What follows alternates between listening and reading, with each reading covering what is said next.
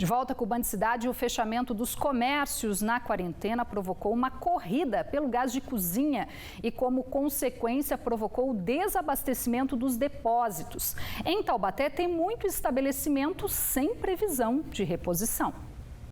O estoque chegou a zerar. Nos últimos dias, a procura pelo botijão de gás disparou nos estabelecimentos de Taubaté.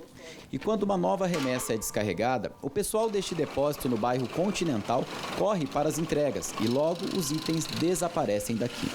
Por dia, eles vendiam em média até 30 botijões, mas desde a semana passada, o número subiu para 50. A procura tem aumentado bastante, né? Só que o abastecimento está bem assim, devagar, né? A gente ficou praticamente 3 dias sem gás, né? Para fornecer para os clientes. E tipo assim, hoje mesmo chegou a 30 cotas, já foi tudo rapidinho, fizeram fila, né? E agora chegou mais um pouquinho, mas tipo 15 cotas só também, mas daqui a pouco não vai durar nada, né? Segundo a funcionária do depósito, por enquanto ainda não houve um reajuste de preço na distribuidora. Cada botijão de 13 quilos custa em média R$ 68,00. O difícil é encontrar o produto disponível para a compra. Tá dando para manter, né? Por enquanto a gente não recebeu nenhum aumento ainda deles lá, né? Então tá continuando com valor, tá conseguindo manter, graças a Deus, né? Neste outro estabelecimento, a procura pelo produto também dobrou nos últimos dias. O Cristiano conta que normalmente o estoque era reposto em dias alternados, mas que sempre conseguiu atender a demanda do estabelecimento. Por dia eram comercializados em média 50 botijões, mas após as medidas preventivas contra o novo coronavírus, entre elas o isolamento das famílias e o fechamento dos comércios, as refinarias estão com dificuldades na distribuição. É que muita gente resolveu estocar gás de cozinha em casa. Hoje mesmo nós solicitamos o pedido e eles não têm previsão de entrega para amanhã. E a gente está trabalhando com estoque reduzido.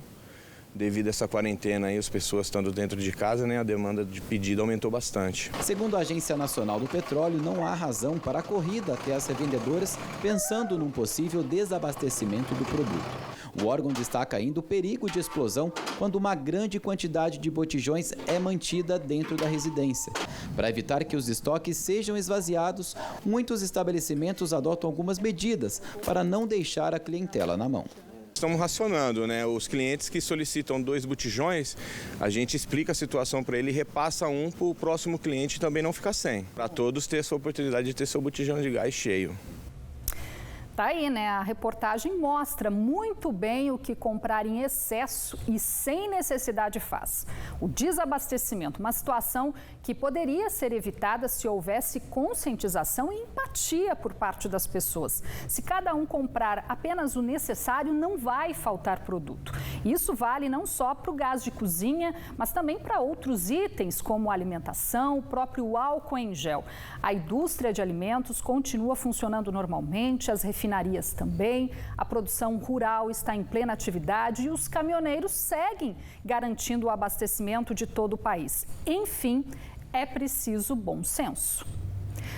O Ministério Público recorreu da decisão da Justiça que determinou a prisão domiciliar de detentos do regime semiaberto de Tremembé e que fazem parte do grupo de risco para o coronavírus, como idosos ou detentos com doenças crônicas e graves. A decisão beneficia 151 detentos do presídio Edgar Magalhães Noronha, o PEMANO, e que começaram a deixar a unidade no último fim de semana para cumprir a pena em casa em endereço apresentado à Justiça. A ação, movida pelos 4 promotores do Departamento Estadual de Execuções Criminais, levou em consideração que Tremembé não tem casos confirmados da doença e também não há registro de presos com sintomas no PEMANO. E as medidas emergenciais adotadas pelas autoridades para conter a pandemia do coronavírus, principalmente o isolamento social, podem ter um efeito negativo quando o assunto é violência doméstica contra mulheres e meninas. Isso porque esse momento pode desencadear mais tensões em casa, além de dificultar o acesso a equipamentos de proteção. E é sobre esse assunto que eu converso agora com a juíza Márcia Matei, também conectada conosco via Skype. Muito boa tarde, doutora. Obrigada pela sua participação aqui conosco no Band Cidade. Boa tarde, eu que agradeço. Doutora, sobre essa questão, a gente já percebeu aí a manifestação de várias organizações, né? Quais os impactos nesse momento para essa questão da violência doméstica e se já há relatos que motivem essa preocupação? Para nós ainda não, mas a exemplo do que ocorreu em outros países que já vivem uma quarentena há mais tempo, o índice de aumento é em torno de 30%, como aconteceu na China, na França e em vários outros. Então nós temos essa preocupação e tem algumas medidas que podem ser tomadas e devem ser tomadas. E quais essas medidas? Alguma já está sendo colocada em prática aqui no estado de São Paulo? Por enquanto, nós não tivemos ainda um número agravado dessas notícias de violência doméstica. Tanto as medidas protetivas que chegam ao meu conhecimento para apreciação quanto da delegacia, houve até uma diminuição em torno de 30%. Porém, é esperado sim que isso aumente e os meios para procura de socorro são os mesmos anteriores. Delegacia da mulher ou delegacia de plantão, ou 180, ou 190, ou telefones da Defensoria e do Ministério Público, que apesar de não estarem fazendo atendimento pessoal, eles estão atendendo pelo telefone e dando todas as orientações necessárias. No caso das ocorrências registradas virtualmente, também é uma alternativa, doutora?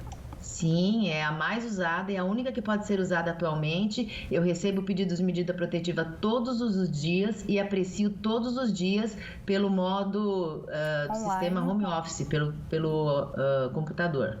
No caso das delegacias de defesa da mulher, como fica o atendimento nesse momento? Elas estão funcionando de forma diferenciada? Qual a orientação, então, para a mulher que talvez se sinta vítima, mas não tenha acesso à internet? Elas estão funcionando pelo telefone também e também por intermédio de advogados que podem fazer o pedido ou pela defensoria, que não paga nada por isso, ou por advogados particulares também. Mas tem alguma medida especial que deve ser colocada em prática, doutora? Os cuidados que elas devem ter são os mesmos, especialmente aquelas que já eram vítimas de violência doméstica, a tendência é que se agrave. Então, tem que deixar sempre alguém muito próximo de confiança de sobreaviso. Vizinhos devem e podem atender um pedido de socorro, claro, ou chamando a polícia, ou se eles não sofrerem risco próprios, né, da sua integridade ou da sua vida, eles ajudarem. E as pessoas também ficarem alertas com familiares, com pessoas próximas que possam ajudá-las no momento desse. Tá certo, até porque a polícia militar continua atuando, né? E o telefone, então, pode ser aí uma ferramenta mais fácil de utilização. Doutora Márcia Matei, juíza, muito obrigada pela participação aqui no Band Cidade e a gente espera que esses casos aí não aumentem, né? Sim, sempre às ordens. Eu que agradeço. Tá certo. Muito boa tarde.